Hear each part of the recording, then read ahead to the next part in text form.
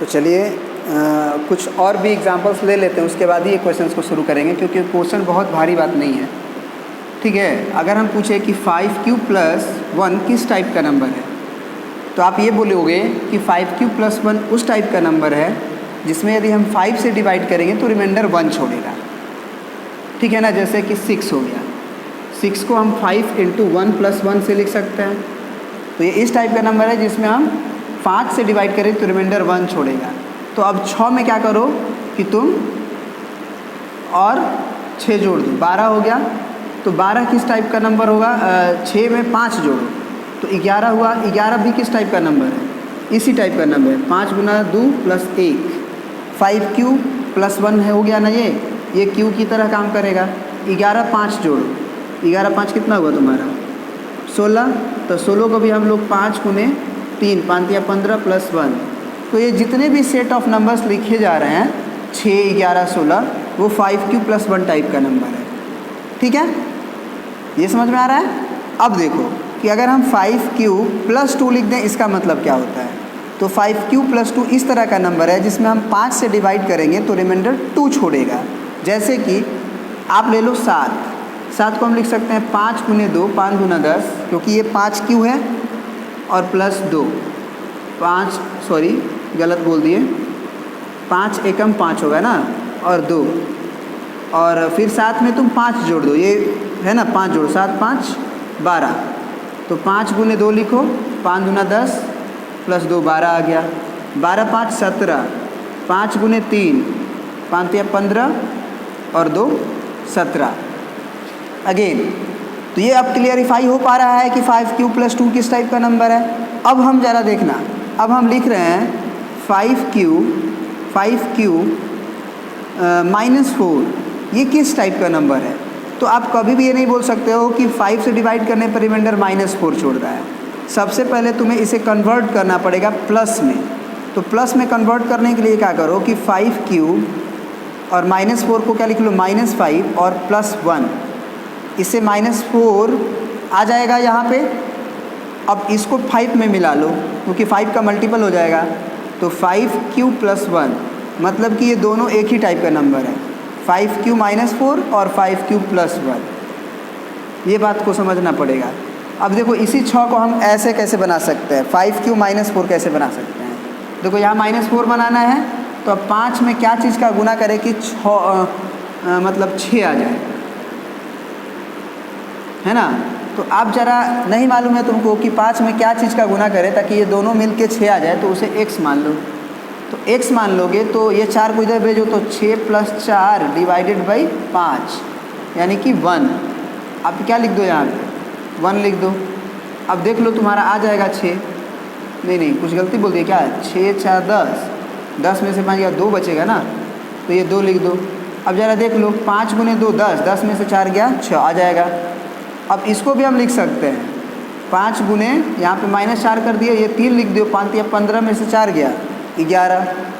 तो ऐसा तो नहीं ना बोल सकते हैं कि 5 से डिवाइड करने पर रिमाइंडर -4 छोड़ेगा, क्योंकि आप यही 6 को 5 से डिवाइड करके देखो तो ज़रा, वो तो ये टाइप का नंबर है, 5 क्यू -4 टाइप का नंबर है। लेकिन क्या हम 5 से अगर 6 को डिवाइड करेंगे 5 × 5 तो रिमाइंडर हमारा -4 छोड़ेगा कि 1 छोड़ेगा। तो कभी भी अगर निगेटिव में लिखा हो तो उसे पॉजिटिव बनाने आना चाहिए। ठीक है, तो अब ये ले लेते हैं 9 क्यू प्लस 5 किस टाइप का नंबर है। तो बोलेंगे कि ऐसा नंबर है जिसमें हम 9 से डिवाइड करेंगे तो 5 रिमाइंडर छोड़ेगा। उसी तरह 9 क्यू -3 लिख दे, ये किस टाइप का नंबर है।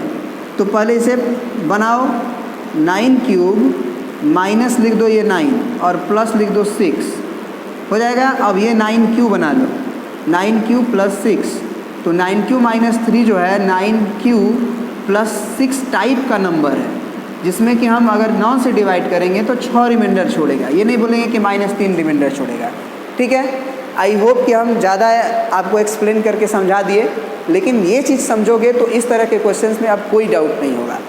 अब आते हैं हम लोग इस क्वेश्चंस को सॉल्व करते हैं। देखो कितना आसानी से अब सॉल्व होगा।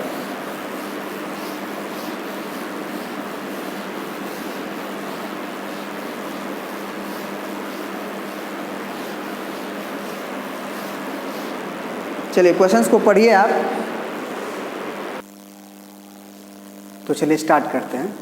कह रहा है कि so that any positive odd integer is of the form of 4q + 1 और 4q + 3 where q is some integer.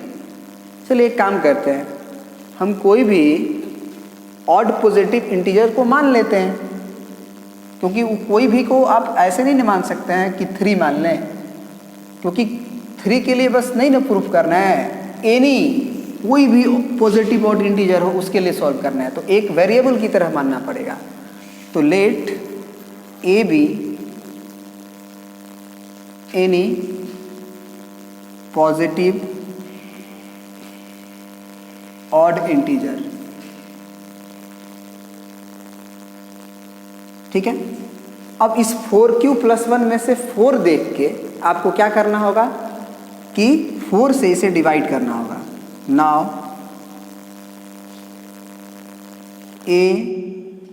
फिर लाइट कट गया। हाँ जी, तो फिर क्या लिखेंगे कि a डिवाइडेड बाई इस 4 को देख के 4, देन एक बार ये जरूर लिख लेना कि 4 ऐसे 4 से डिवाइडेड बाई क्या है, a को 4 से ये लिख लोगे ना तो फीलिंग आ जाएगा एक हल्का सा कि यहाँ पे q आएगा और a को बीच वाले को हम लिखते हैं बाई यूजिंग, लिख देना, ये प्रीवियस लेक्चर पिछला क्वेश्चन में भी नहीं लिखे थे, लिख देना बाई यूजिंग यूक्लिड्स डिवीजन अलॉगरिथम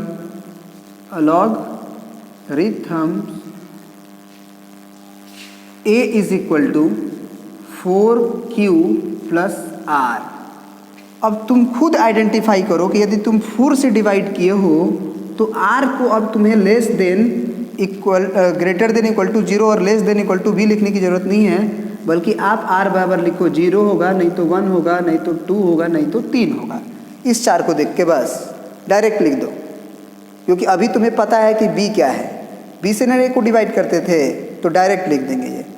तो अब जो है केसेस लेंगे कि a जो है क्या हो सकता है, या तो 0 डालेंगे तो होगा, या तो 1 डालेंगे तो होगा, या तो 2 डालेंगे तो होगा, या तो 3 डालेंगे तो होगा।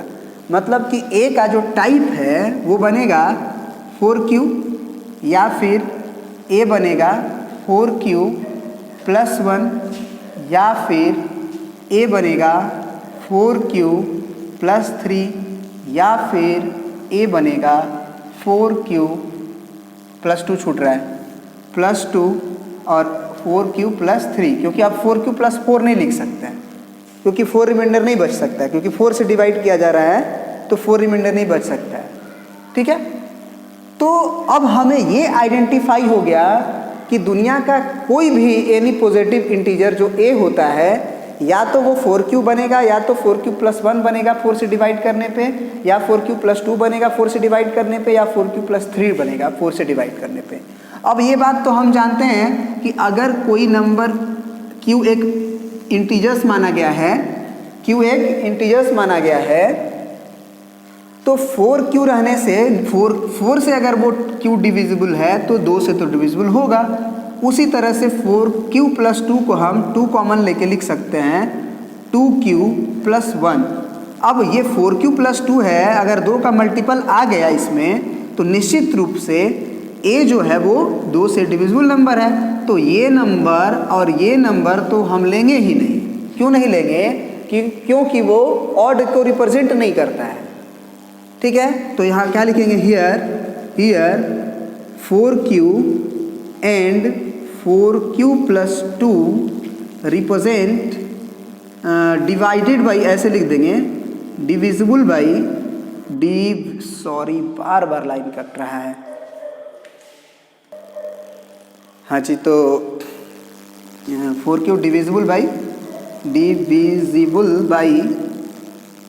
2, that is 4q and 4q + 2 are even even positive integer, therefore this imply कि 4q + 1 एंड बच गया 4q + 3।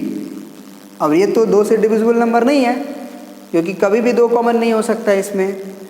तो 4q + 1 एंड 4q + 3 रिप्रेजेंट, अगर ये इवन को नहीं रिप्रेजेंट करता है तो 2 ही प्रकार का नंबर होता है, या तो इवन या तो ओड। तो लिख देंगे कि 4q + 1 and 4q + 3 does not represent even, does not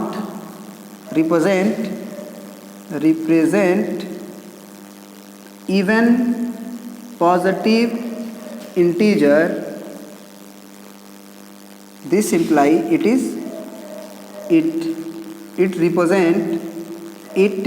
represent पूरा लिख लेना ऑड इंटीजर।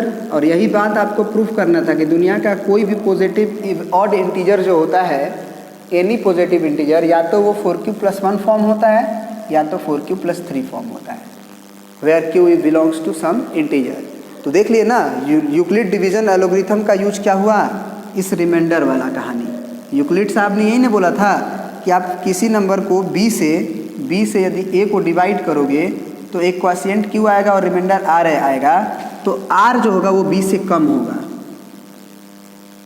bq + r लिखते हो और r को लिखते हो ना ग्रेटर देन इक्वल टू 0 और लेस देन b, 0 से बड़ा होगा लेकिन b से छोटा होगा। तो यही वाला डिवीजन एल्गोरिथम को यूज करके ये बातें प्रूफ हो रही हैं। ठीक है, अब आते हैं नेक्स्ट क्वेश्चंस पे आपका।